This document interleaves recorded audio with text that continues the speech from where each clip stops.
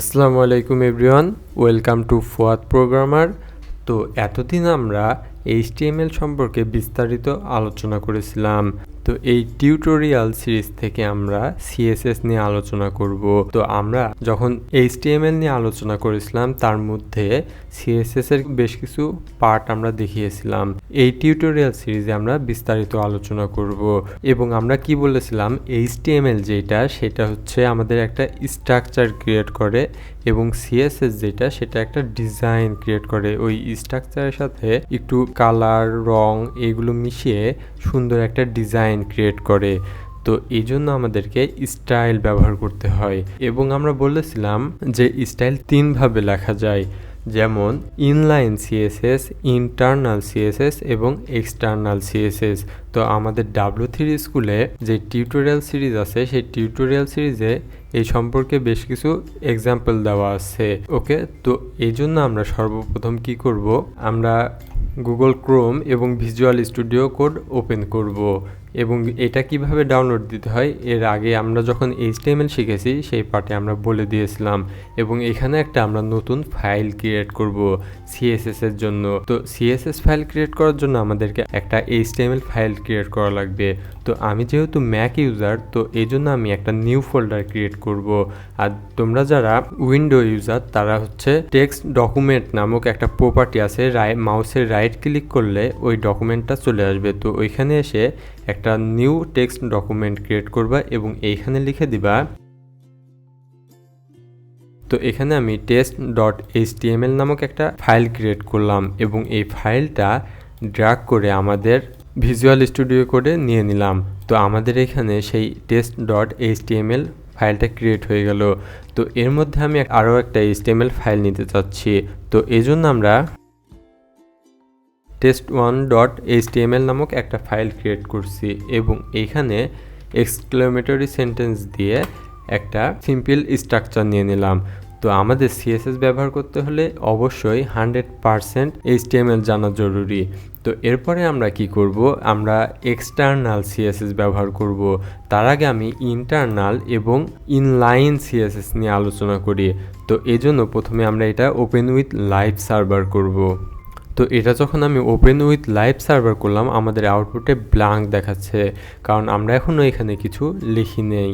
তো এজন্য আমি সর্বপ্রথম এখানে একটা হেডিং 1 ট্যাগ নেব এবং এই হেডিং 1-এর মধ্যে লিখব। তো এখানে হেডিং 1-এর মধ্যে আমি লিখলাম দিস ইজ CSS টিউটোরিয়াল। ওকে, তো এখানে যদি আমরা ব্যাকগ্রাউন্ড কালার চেঞ্জ করতে চাই অথবা এই টেক্সটের কালারটা আমরা চেঞ্জ করতে চাই তাহলে আমাদেরকে কি করা লাগবে, যদি ইনলাইন CSS ব্যবহার করতে চাই তাহলে আমাদেরকে হেডিং 1-এর মধ্যে যাব এবং এখানে স্টাইল নামক একটা অ্যাট্রিবিউটকে কল করব এবং এর কালারটা আমরা কালার প্রপার্টিকে সিলেক্ট করব এবং কালারটা আমরা চেঞ্জ করে দেব। এই কালারটা আমি দিতে যাচ্ছি গ্রিন কালার। তো এখানে যদি আমরা গ্রিন কালারটা সেট করে দিই তাহলে আমাদের আউটপুটে এই কালারটা গ্রিন হয়ে গেল। ওকে, এখন যদি আমরা ইন্টারনাল CSS ব্যবহার করতে চাই তো এই জন্য আমি নিচে আর একটা হেডিং 2 নিব এবং এই হেডিং 2-র মধ্যে লিখে একই ওয়ার্ডটা আমি লিখে দেব। এই জন্য এখান থেকে আমি এটা কপি করছি এবং হেডিং 2-র মধ্যে আমি পেস্ট করে দিলাম। ওকে, তো নিচে এটা শো হচ্ছে। তো এটা যদি আমি ইন্টারনাল ভাবে স্টাইল করতে চাই তাহলে আমাদেরকে হেডিংয়ের মধ্যে যেতে হবে এবং টাইটেলের নিচে স্টাইল ট্যাগটাকে নিতে হবে। তো এখানে আমরা স্টাইল ট্যাগটাকে নিলাম এবং এই স্টাইল ট্যাগের মধ্যে H2 যে হেডিং 2টা আছে সেই হেডিং 2টাকে আমরা কল করব এবং এখানে কার্লি ব্রেস দিব অর্থাৎ সেকেন্ড ব্র্যাকেট দিব। তো এরপরে আমরা কি করব, এর যেহেতু আমরা কালার চেঞ্জ করতে যাচ্ছি তো এখানে কালার প্রপার্টিকে কল করব এবং এই কালারটা আমি ব্লু করে দিলাম। তো এখানে ব্লু দেওয়ার সাথে সাথে আমাদের আউটপুটে এর কালারটা ব্লু হয়ে গেল। তো এটা তো গেল স্বাভাবিক একটা ইনলাইন এবং ইন্টারনাল CSS। তো এখন আমরা এক্সটার্নাল CSS ব্যবহার করব। তো এক্সটার্নাল CSS ব্যবহার করার জন্য আমাদেরকে কি করতে হবে, দেখো আমরা ফাইল অপশনে আসব এবং এইখানে নতুন আরও একটা ফাইল ক্রিয়েট করব এবং এইখানে লিখব test1.CSS, কারণ আমরা এখানে CSS ব্যবহার করছি। এতদিন আমরা HTML করছিলাম জন্য ডটের পাশে HTML লিখছিলাম। তো এখন আমরা CSS ব্যবহার করব, এর জন্য CSSটা লিখব, নাহলে আমাদের CSSটা কাজ করবে না। তো এটা গেল আমাদের এক্সটার্নাল সিএসএস ফাইল ওপেন করা। তো আমি এখানে যদি হেডিং টু এই সিএসএস এর মধ্যে আমরা এক্সটার্নাল সিএসএস এর মধ্যে আমরা যদি হেডিং টুটাকে কল করি এবং এই হেডিং টুর কালার চেঞ্জ করে দিই, অ্যাকোয়া কালার করে দিলাম এবং আগের যে কালারটা আছে সেই কালারটা আমরা ডিলিট করে দিব। ওকে, তো দেখো এটা ডিলিট করে দিলে আমাদের নর্মাল কালো কালারের এটা দেখাচ্ছে, কিন্তু আমাদের অ্যাকোয়া কালারটা শো করছে না। এর কারণ কি? এর কারণ হচ্ছে এই সিএসএস ফাইলটাকে আমরা এইচটিএমএল এর সাথে কানেক্ট করিনি, অর্থাৎ লিঙ্ক করিনি।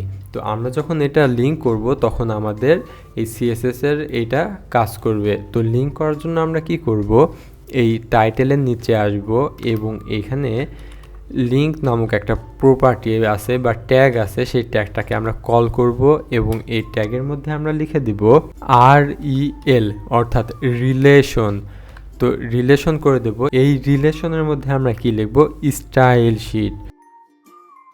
তো এই রিলেশনের মধ্যে আমরা স্টাইল শিট লিখে দিলাম এবং এখানে একটা হাইপার রেফারেন্স নিতে হবে, অর্থাৎ আমাদের যেই test1.css ফাইলটা আছে সেই test1.css ফাইলের সাথে কানেক্ট করার জন্য একটা হাইপার রেফারেন্স নিতে হবে। আমরা যখন লিঙ্ক ট্যাগ ব্যবহার করেছিলাম HTML এ ট্যাগের পাশে একটা href নামক একটা হাইপার রেফারেন্স প্রপার্টি ইউজ করেছিলাম, আমরা এখানেও সেটা নিয়ে নেব এবং এখানে লিখে দেব test1.css। তো দেখো এখানে আমি test1.css যখন লিখলাম তখন আমাদের এই হেডিং টুটা এই test1-এ আমরা কল করেছিলাম এবং এখানে এর কালারটা চেঞ্জ করে দিয়েছিলাম, যার ফলে আমাদের এই কালারটা চেঞ্জ হয়ে গেছে। এর মানে কি, আমাদের এই দুইটা ফাইল একত্রে কানেক্ট হয়ে গেছে। তো এটা গেল আমাদের ফাইল কানেক্ট করা বা এক্সটার্নাল সিএসএস আমাদের এইচটিএমএল এর মধ্যে কানেক্ট করা। তো আপনারা যারা এখনও আমাদের ফেসবুক পেজ এবং ফেসবুক গ্রুপে জয়েন হননি তারা অবশ্যই ফেসবুক পেজ এবং গ্রুপে জয়েন হয়ে নেবেন। তো এই ফেসবুক গ্রুপটা পাবলিক করা আছে, অর্থাৎ এইখানে আপনারা চাইলে পোস্ট করতে পারবেন। তো এখন থেকে আমরা যেই সিএসএস নিয়ে আলোচনা করব সেই সিএসএস নিয়ে আমরা প্রতিটা পার্টে যা শেখাবো আপনারা চাইলে সেগুলো শিখে আপনারা প্র্যাকটিস করতে পারবেন এবং প্র্যাকটিস করে সেই স্ক্রিনশট একটা আমাদের ফেসবুক গ্রুপে দিয়ে দিবেন, যাতে এই ফেসবুক গ্রুপের মেম্বাররা ওইগুলো দেখতে পারে এবং আপনার যেই ভুলগুলো আছে সেই ভুলগুলো সংশোধন করে দিতে পারে। যদি আপনার কোডে কোনো সমস্যা হয় তাহলে এখানে যদি পোস্ট করে দেন তাহলে হয়তো এখানে আমি দেখলাম অথবা অন্যান্য মেম্বাররা দেখলো, এবং যদি ওইখানে কোনো ভুল থাকে তাহলে নিচে কমেন্টে আপনার ওই ভুলগুলো লিখে দেবে যে আপনার এখানে এই ভুলটা হয়েছে, এটা সংশোধন করেন, এভাবে লিখে দেবে। তো এটা করলে কি হবে, আপনার ভুল হওয়ার সম্ভাবনা খুব কম হবে, আপনার শিখতে সুবিধা হবে।